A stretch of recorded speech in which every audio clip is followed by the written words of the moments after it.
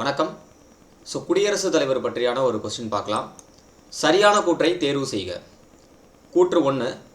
குடியரசுத் தலைவர் தனது செயல்பாடுகள் குறித்து நீதிமன்றத்திற்கு பதிலளிக்க வேண்டும். ஆர்டிகல் 361 அப்படி சொல்லி கொடுத்துருக்காங்க. குடியரசுத் தலைவர் தனது செயல்பாடுகள் குறித்து நீதிமன்றத்தில் பதிலளிக்க வேண்டும் அப்படி சொல்லி 361 கொடுத்துருக்காங்க. பதிலளிக்க வேண்டும்னு அவசியம் கிடையாது. இது அவரோட சிறப்பை பற்றி பேசுது, அவரோட சிறப்பு சலுகையை பற்றி பேசுது. அப்போ இந்த கூற்று தவறான கூற்று. அடுத்தது, குடியரசுத் தலைவரின் சம்பளம், பணிகள் முதலானவை இந்திய அரசு தொகுப்பு நிதியிலிருந்து வழங்கப்படுகிறது. கரெக்டு தான். இதற்கு பாராளுமன்ற அனுமதி தேவைன்னு கொடுத்துருக்காங்க. பாராளுமன்ற அனுமதி தேவையில்லை, அப்படின்னா அந்த கூற்று தவறு.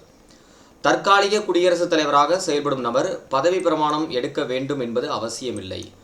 கண்டிப்பாக பதவி பிரமாணம் எடுக்கணும், எந்த ஒரு போஸ்டிங்காக இருந்தாலும். அப்போ இந்த கூற்றும் தவறு. குடியரசுத் தலைவருக்கு எதிராக நிவாரணம் கூறப்படும் உரிமைகள் வழக்கினை தொடுக்க முடியும். இந்த கூற்று சரி. 2 மாதத்திற்கு முன் அறிவிப்பின் அடிப்படையில் பார்த்திங்கன்னா உரிமைகள் வழக்கு பண்ண முடியும், குற்றவியல் வழக்கு தான் பண்ண முடியாது. அப்போ கொஸ்டின்ஸ் என்ன? சரியான கூற்றை தேர்வு செய்க அப்படின்னு தான் கொடுத்துருக்காங்க. ஆப்ஷனில் பொறுத்தவரை நமக்கு 4வது கூற்று தான் சரியான கூற்று. அப்போ ஆப்ஷன் டி தான் இதற்கான சரியான ஆன்சர்.